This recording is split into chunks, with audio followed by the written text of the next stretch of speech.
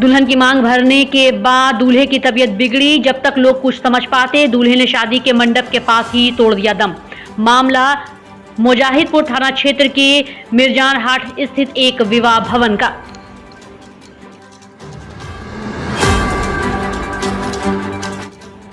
जानकारी मिलते ही मौके पर पहुंची पुलिस ने शव को कब्जे में लेकर अस्पताल पहुंचाया, जहां डॉक्टरों ने दूल्हे को मृत किया घोषित।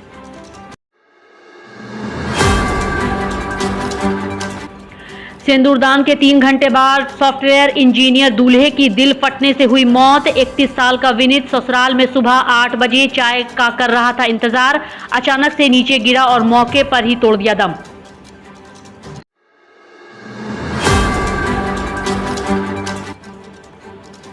परिवार वालों का कहना, शादी के 1 दिन पहले से ही उसे सीने में हुआ था दर्द। घर वालों ने एसिडिटी समझकर किया अनदेखा।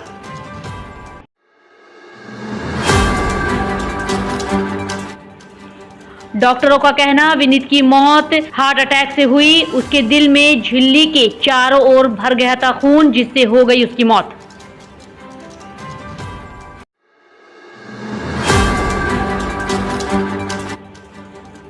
मातेश्वरी विवाह भवन में विनीत और 25 साल की आयुषी की हुई थी शादी। सुबह 5 बजे हुआ सिंदूरदान। उसके बाद 8 बजे चाय का इंतजार कर रहे दूल्हे के सीने में अचानक हुआ दर्द। उसके बाद हो गई मौत। 8:30 बजे जो हम लोग शादी के लिए गए थे ना, वो शादी होने के बाद हम लोग फिर वहाँ से 2 बजे 2:10 में वापस आए। उसके बाद सुबह 8:30 बजे हम लोग को सूचना मिला कि इनका तबीयत खराब हो गया है। लड़की वाले का लड़का था। फिर हम लोग वहाँ से पता चला तो हम लोग दौड़ के बोला मायागंज हम लोग पहुँच रहे हैं। तो लड़की वाला जो बताया तो हम लोग फिर यहाँ मायागंज हॉस्पिटल आए। यहाँ मालूम हुआ कि डेथ घोषित हो गया है। शादी हो गई थी? जी शादी हो गई। उसके बाद ये सब ये सुबह का घटना है।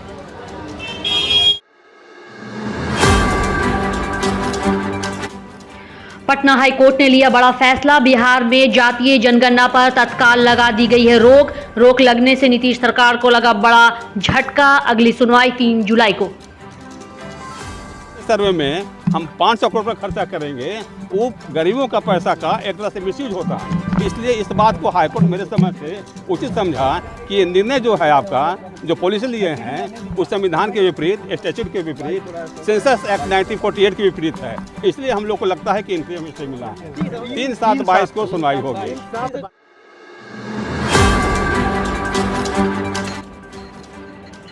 बिहार में जातिगत गणना पर अंतरिम रोक लगाए जाने के बाद डिप्टी सीएम तेजस्वी यादव का आया बड़ा बयान। कहा, आज नहीं तो कल जातिगत गणना होगी जरूर।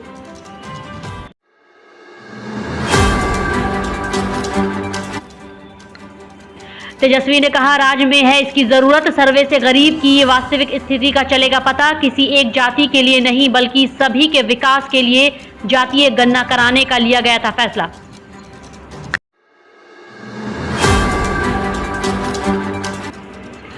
बिहार में नगर निकाय चुनाव के 3रे चरण का कार्यक्रम हुआ घोषित। राज्य के 31 शहर में आम चुनाव के तहत 9 जून को होगा मतदान और 11 जून को मतगणना।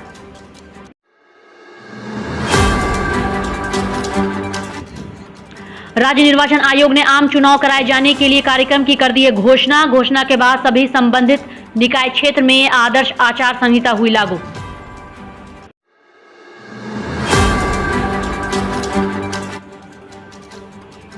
चौबीस नगर निकाय तथा 7 वैसे शहर हैं शामिल जिनका कार्यकाल जून 2023 में हो रहा है समाप्त। यह 31 नगर निकाय 21 जिले के हैं।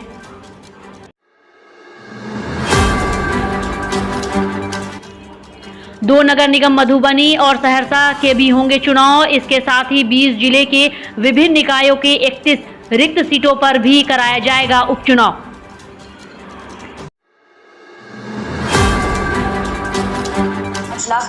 बिहार के एसटीएफ की टीम ने 5 लाख के इनामी नक्सली को किया गिरफ्तार। 2 AK-47 और सैकड़ों जिंदा कारतूस किया बरामद। मौके से भारी मात्रा में पश्चिमी चंपारण के बगहा पुलिस जिले में बिहार पुलिस और एसटीएफ की टीम को मिली बड़ी सफलता। उत्तर बिहार के नक्सली संगठन के प्रमुख राजन को उसके सहयोगी धीरज के साथ गंडक दियारा से किया गया गिरफ्तार।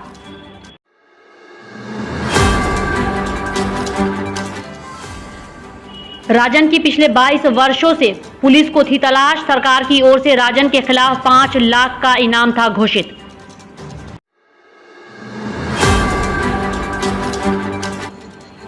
गिरफ्तार नक्सली के पास से 2 AK-47 राइफल और 460 राउंड गोली, 1 स्वचालित पिस्टल और 7 मैगजीन किया गया बरामद। को और उसके साथी धीरज जो कि जोनल कमांडर है, उन दोनों को पुलिस के द्वारा STF के द्वारा वहां पर अरेस्ट किया गया। इनके बताए हुए सूचना बयान में 2 AK-47 स्वचालित राइफल, 460 राउंड गोलियां और 7 मैगजीन बरामद किए गए।